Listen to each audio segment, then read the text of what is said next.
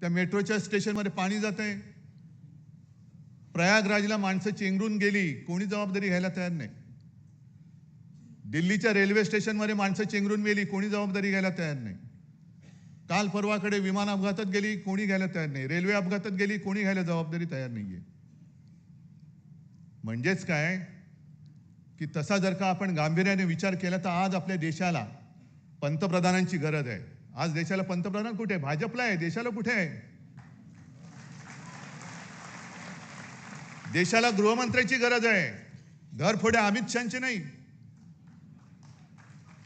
देशाला संरक्षण मंत्र्यांची गरज आहे, गुंडांना संरक्षण देणाऱ्या देवेंद्र आणि राजनाथ सिंगांची नाही. तुम्ही देशाचे संरक्षण मंत्री आहात का गुंडांचे संरक्षण मंत्री आहात? तुम्ही देशाचे गृहमंत्री आहात की तुमच्या पक्षाचे घरफोडे मंत्री आहात? आणि मोदीजींना सुद्धा मला विचारायचंय,